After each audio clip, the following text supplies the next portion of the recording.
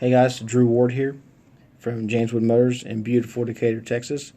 I decided to put a video together over Apple CarPlay because when I looked at YouTube I couldn't find any informative videos that actually went over the product well.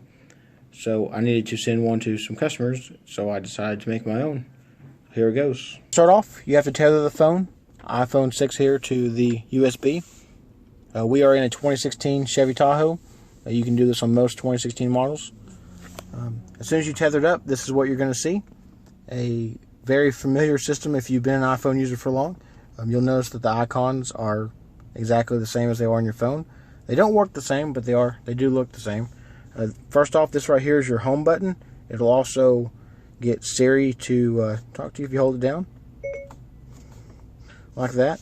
When we're going through this, you'll notice that some of these apps are exactly the same or work in sync. So if the music, the Now Playing, podcast, audiobooks, Pandora, and Spotify. So these bottom four all work the same. And in fact, if you use Now Playing, you can, whichever one is open or was playing music will show up on Now Playing. So if I have Spotify open, then I go back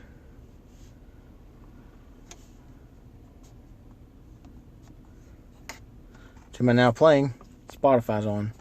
But if I did music,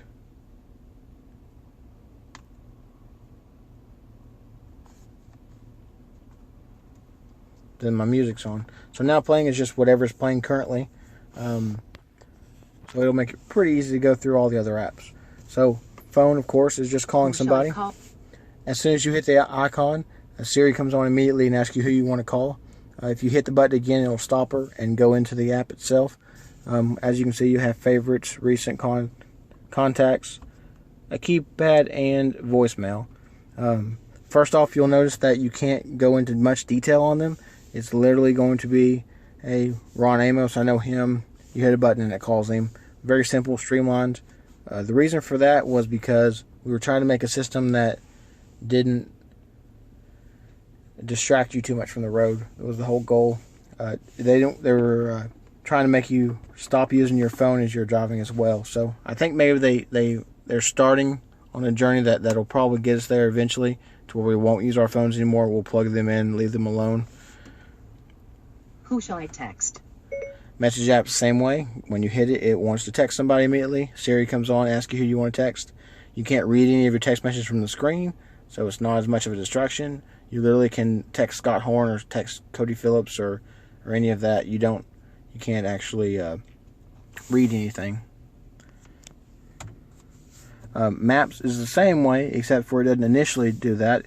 It initially pulls up to this screen, and you have to go to destinations and search. Where would you like to go? If you have favorites set up, you hit that right. Where would you like to go? You hit the heart up at the top. It will take you to your favorites if you have any. If you go back to map, you can zoom in or move around or see the whole thing. Move down, move sideways, move up. Zoom in or out.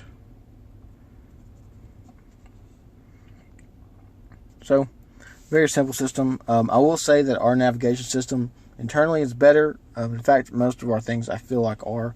I feel like our calling system is better. Our messaging system is better. If you have podcasts or audiobooks, though, we don't show either one of those on ours. So you would have to actually go to your phone and change them, where you can just change them pretty easily here. So there are pluses and minuses to both systems.